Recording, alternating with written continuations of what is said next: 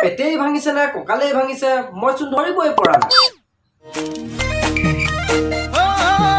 হ'ব হ'ব হ'ব মা ৰৈ দিয়া তুমি আৰু কঁকাল ভাঙিব নালাগে যিটো মুচনত তুমি কঁকাল ভাঙিছা পেটে কঁকালে লাগি গুট মাৰি ধৰিব